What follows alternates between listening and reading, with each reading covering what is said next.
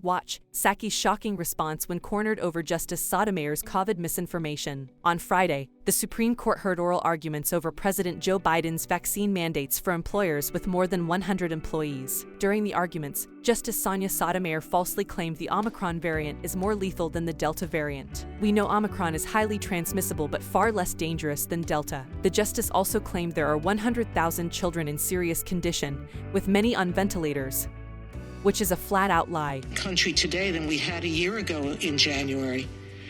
We have hospitals that are almost at full capacity with people severely ill on ventilators. We have over 100,000 children. When a reporter asked Jen Psaki if she was concerned about COVID misinformation, particularly stemming from a member of the High Court, she attempted to spin the narrative, saying she won't comment on arguments or statements made in those arguments. Instead, she defended the Biden administration's unconstitutional vaccine mandates. You guys have been very aggressive countering COVID misinformation. So what do you guys think about COVID misinformation coming from the Supreme Court and Sonia Sotomayor's false claim that over 100,000 children are in serious condition, many on ventilators?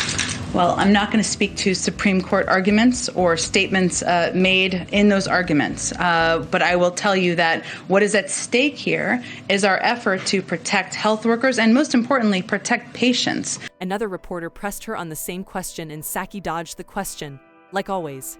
Are you worried that there's misinformation that is being spread, so much so that even a sitting Supreme Court justice has an inaccurate picture of things? Again, I'm just not going to weigh in on a specific legal argument made in the court. Apparently, COVID misinformation is only a concern when it stems from conservatives. Right, Jen?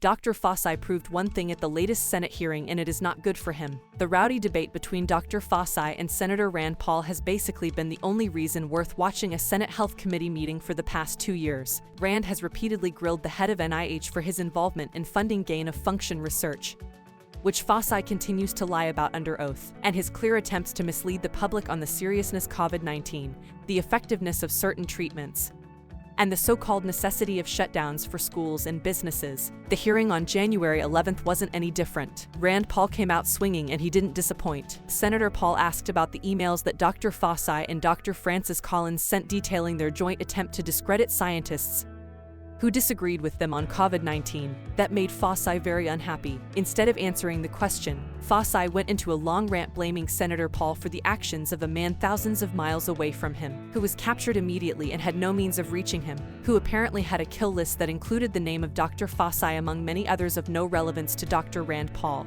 Fauci proceeded to go viral when he insisted on holding up an image of Rand Paul's website with the words "Fire Fauci" next to a donation box to prove his point. So go to Rand Paul website and you see Fire Dr. Fauci with a little box that says contribute here. You can do $5, $10, $20, $100.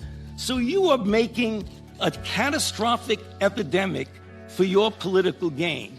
Many are wondering why Dr. Fauci came prepared with such a rant and a print off of that particular webpage. Was he determined to avoid questioning and shift the attention to the senator's website? Is he really supposed to be the one asking questions? Are all NIH employees preparing opposition research now? All of that is unclear. What is truly clear to anyone who watched the latest duel, though, is that Fauci was not ready for hard questions, and he never will be. The disgraced doctor intended to make a point that any criticism of him is equal to death threats against him and his family. Not a good look.